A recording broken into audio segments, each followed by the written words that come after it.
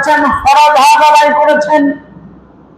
তারপরেও সেই সময় যেহেতু যানবাহনের খরচা লাগতো না, উটের পিঠে আরোহণ করে মানুষ হজ করতে যেত, শুধু তার খাওয়া দাওয়ার জন্য, পোশাক আশাকের জন্য খরচা নিয়ে যেতে হতো। এমন সময় আব্দুল্লাহ ইবনে মুবারক আল্লাহর একজন খাস ওলি ছিলেন, যিনি হজ পালন করতে যাবেন, ফরজ হজ তিনি আদায় করেছেন, দ্বিতীয়বার হজ আদায় করতে যাবেন, হজের উদ্দেশ্যে বের হয়েছেন, অর্থ করি, কাপড় চোপড়, টাকা পয়সা যা লাগে নিয়ে বের হয়েছেন। তার একটি ছোট্ট সন্তান ছিল, শিশু সন্তান। বিদায় বেলায় সন্তানটির খোঁজ করতে লাগলেন, ছেলে কোথায়। খোঁজ করা হলো, খোঁজ করার পরে দেখা গেল সন্তানটি পাশের বাড়ি থেকে কান্না করতে করতে বাবার সামনে চলে আসলো। বলেন তো বাবা যদি কোথাও যায়, সেই সময় যদি কোনো সন্তান সন্ততি, বাবা মা আত্মীয় স্বজন সামনে এসে কেঁদে দেয়, ভালো লাগে না খারাপ লাগে? সন্তান কাঁদে, চাওয়ার ছোট সন্তান। আব্দুল্লাহ ইবনে মুবারক বললেন, বাবারে কাঁদো কেন, কি হয়েছে তোমার?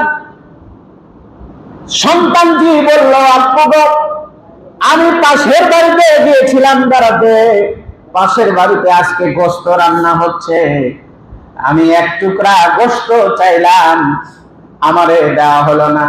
ও বাবা, আমার গোশত খাইতে খুব ইচ্ছা করছে, আমারে এক টুকরা গোশত দিল না, এজন্য আমি কাঁদি, আমি গোশত খাবো।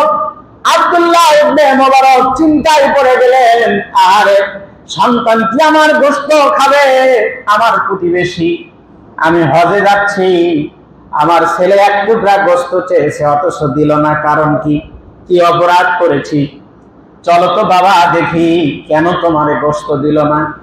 হজের পোটলা রেখে সন্তানের হাত ধরে আব্দুল্লাহ ইবনে মুবারক প্রতিবেশীর দরজায় দাঁড়িয়ে সালাম দিলেন, আসসালামু আলাইকুম ইয়া আহলাল বাইত, বাড়ির ভেতরে কে আছো, বের হয়ে আসো। বাড়ির ভেতর থেকে বাড়ির কর্তা বের হয়ে এসে সালাম দিল, বলল, আব্দুল্লাহ ইবনে মুবারক রে, আপনি আমার বাড়ির সামনে এসেছেন, বলেন আপনার কি করতে পারি, কোথাও মনে হয় যাচ্ছেন।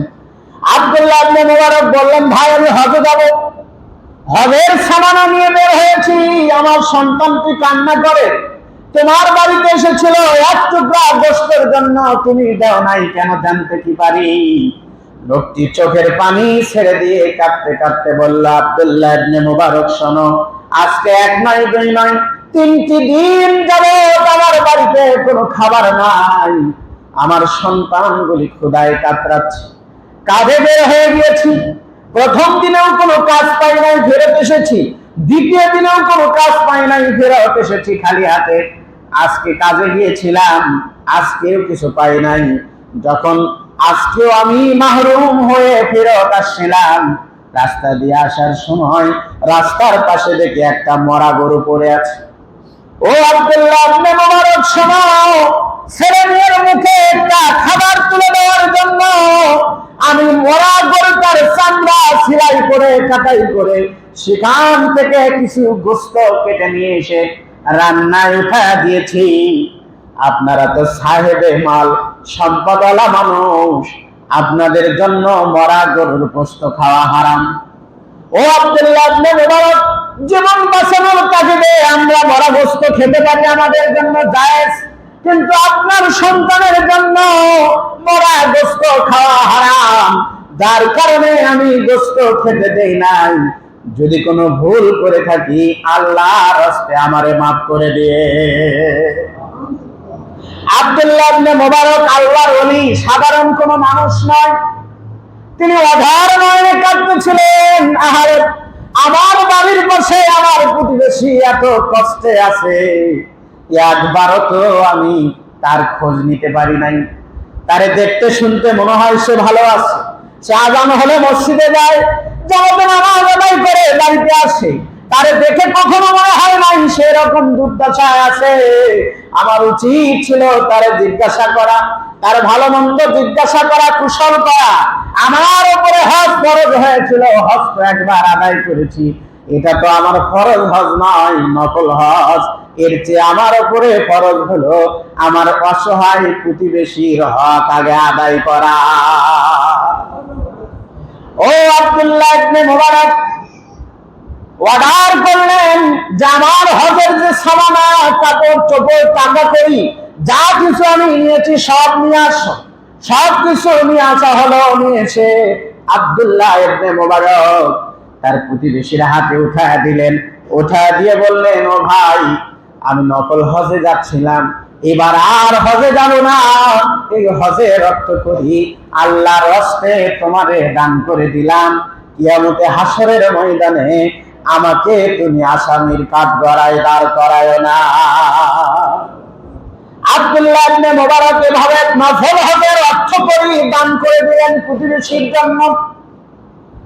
ঘটনাচক্রে হজ শেষ হয়ে গেল। হাজিরা মক্কা মুকাররমা থেকে বাড়িতে ফেরত আসতে লাগলো। আব্দুল্লাহ ইবনে মুবারক একদিন বাজারে গেলেন। আব্দুল্লাহ ইবনে মুবারকের আরেক বন্ধু তার ডাক দিয়ে বলতেছেন, ও আব্দুল্লাহ ইবনে মুবারক, তুমি তো খুব হিংসুটে হয়েছো, খুব হিংসা হয়েছো। তোমার মনে এত হিংসা কেন? আবার হজ পালন করতে গিয়েছো, হিংসা থাকলে তো হজ হবে না। হিংসা তোমার মন থেকে দূরে ফেলতে হবে।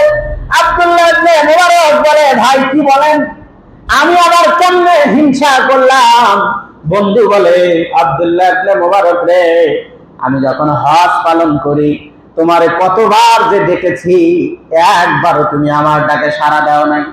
আব্দুল্লাহ ইবনে মুবারক আশ্চর্য হয়ে গেলেন, কি বলে, আমি তো হজেই যাইনি। ও বলে, না, কখনোই হতে পারে না। আমি যখন তাওয়াফ করি তখন তুমি আমার সামনে ছিলে, আমি যখন সাফা মারওয়া সাই করি তখন তুমি আমার সামনে ছিলে, আমি যখন কঙ্কর নিক্ষেপ করি তখনও তুমি আমার সামনে ছিলে। ও আব্দুল্লাহ ইবনে মুবারক, আবার তুমি আমার আগেই দেশে ফিরে আসলে, অথচ একবারও আমার সাথে কথা বললে না। আব্দুল্লাহ ইবনে মুবারক বলে, আল্লাহি, আল্লাহর কসম করে বলি, বন্ধুরে শোনো, আমি এবার হজে যাই নাই, আমি আমার হজের টাকা পয়সা আমার অসহায় প্রতিবেশীকে দান করে দিয়েছি। রাতের বেলা আব্দুল্লাহ ইবনে মুবারক যখন নামাজ আদায় করে ঘুমিয়ে গিয়েছেন, স্বপ্নের মাঝে শুনতে পান, ও আব্দুল্লাহ ইবনে মুবারক রে, শোনো, তোমার প্রতিবেশীকে নফল হজের অর্থ করি দান করে দেওয়ার জন্য আমি আল্লাহ রাব্বুল আলামিন একজন ফেরেশতা নিযুক্ত করে দিয়া তোমার হজের সমস্ত কার্যাবলী সম্পাদন করে দিয়েছি। ও আব্দুল্লাহ ইবনে মুবারক, তুমি বিছানায় বসে বসে তুমি হজের কার্য সম্পাদন করার সকল সওয়াব তোমার আমলনামায় আমি আল্লাহ রাব্বুল আলামিন দান করে দিয়েছি।